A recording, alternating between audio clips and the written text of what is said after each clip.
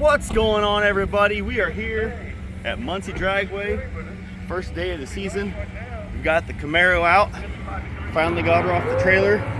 We had a problem with the two-step, the button switch wires were broke, so I tried a two-step check, nothing happened. We hurried up and fixed that with the tools we had available, some masking tape and some twisties. And it's back functioning again now, so we're gonna go ahead and get loaded up in it. We've done tire pressure, warmed up the oil. That's about it. Now we're gonna get suited up and go make a pass. Let's see if this thing will go straight. All right, two-step check.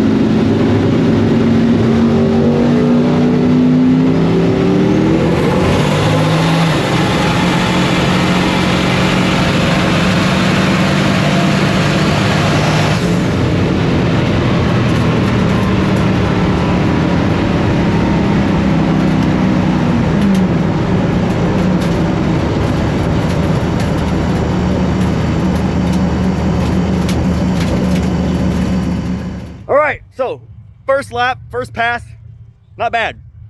10 pounds of boost. It ran a 980 at 146. So now we're just gonna turn it up, and I might increase the rev limiter at the launch so we can get a little more off the hit. We had a 1760 foot. If we bring that down to like 130s, 140s, we should be able to get her into the 8s pretty easily today. Let's go.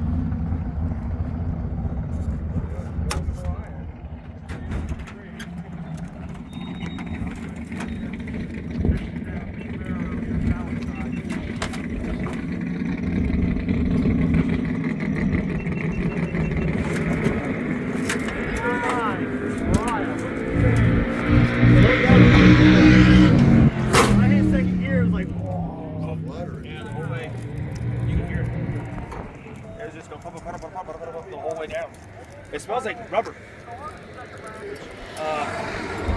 Had my data log going. I pulled up there, but they're sitting there forever. So I shut my car off so it wouldn't get too hot. They shut everything off. I forgot. I couldn't get my data log back on in time, so I have no idea what happened. The boost and tighten that up. I don't have any boost protection on it, so I don't know why it's fluttering. It was fine at first, hit second, and then it was like it had nothing. I could hear it in the car missing. Yeah, because I was sitting probably, I don't know, 500 feet. You're gonna run us off. It's 5 o'clock. 11.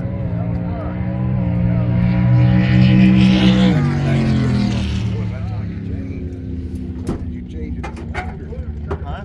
You change something. All I did was turn up my two-step to leave a line. Okay, what's up, guys? Not such a great ending to the test and tune day. We had trouble in the first pass where the belt started slipping real bad on the alternator and the water pump. Temperature spiked up past 230 while we were going through the big end, full throttle, lots of boost, and we heard it. We ended up popping a head gasket. So I didn't know yet for sure if it was hurt, so I took it back for another pass, and it was very obvious. The second pass we had more, and we got back and it was smoking and stinking like coolant. So car's down for a minute. We'll get it back together. It might end up being a 632 big block when we're done. We might stay with the LS, who knows? But anyways, all right guys, we are back home. We got the car on the trailer, we're unstrapping it. Summer's getting it ready to go. We're gonna pull it off of here, pull it into the shop, throw it on the lift, and pull heads off. I'm pretty sure the passenger side head gasket blew. We know what happened, we know why it happened. Hopefully we can get that problem fixed. We might even, to avoid from having, with this much power, this much boost that we're running, if we have voltage fluctuations that bad that it sends the, drops the, if the alternator belt spins and it drops voltage, it makes it run lean, along with water pump spinning like they're not getting, turned as well, making it get hot. It's a good combination for a disaster. So a couple things we can do to combat that. We could put a larger pulley on the water, or on the not water pump, a larger pulley on the alternator, which will reduce the drag from that. And it doesn't need that much pull. It doesn't need that small of a pulley on it that it has now.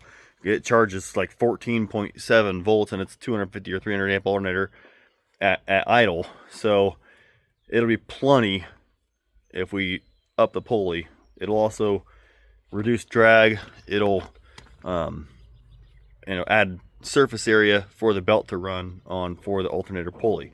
That's one thing we can do. Another thing we can do is to prevent ever having a voltage drop causing a fueling issue. We can convert everything over to mechanical pump. Wait, it's belt driven as well, but I think it's driven off. It's belt driven from its own separate setup. So we could do a mechanical pump, fuel pump instead. They're kind of salty, and I didn't want to spend that kind of money on this kind of build. But making big power, if we don't want to have this stuff happen, some of them fail safes are nice to have, because even though they cost more up front, it saves you some money. So hopefully, I don't think the engine's hurt. It is making some noise, but I think it's because it's got water getting in the cylinders and it's trying to hydrolock. So what I'm going to do, we're going to pull some plugs, crank it over, see where the coolant's at, see which cylinders throw coolant out, and go from there. I'm sure it's the right hand side, passenger side, but we're going to check to make sure before we tear our head off. Let's go.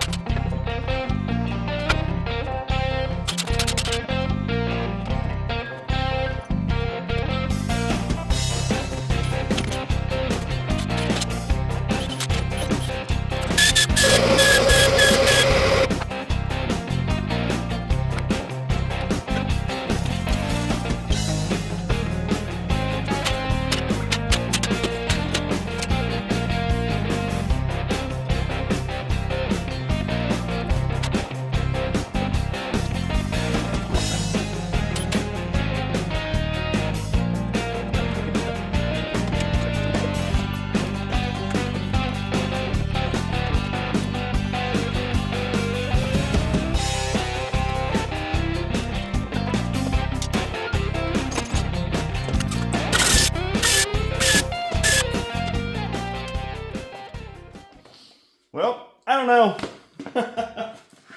It was making some noise.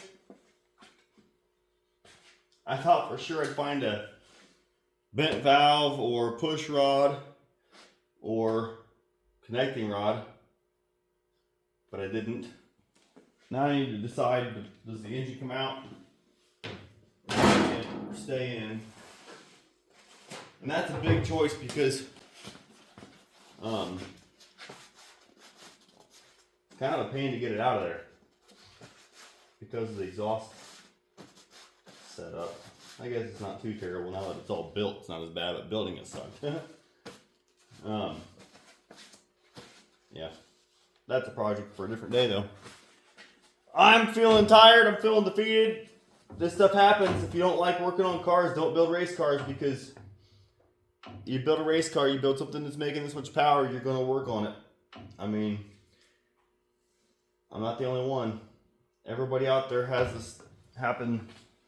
If you say you build race cars and don't have issues or have, you know, motors blow every now and then or whatever, you're not really building race cars. You're not building anything fast.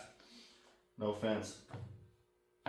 But yeah, it's disappointing. I was hoping to get more out of it today. We, you know, definitely had the potential to make a lot more power than we made. It's made good power, but it's hurt, and we got to make it not hurt anymore. So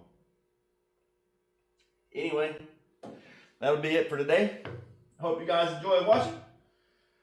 Thanks for watching the channel. Thanks for watching the content. And don't forget, get some!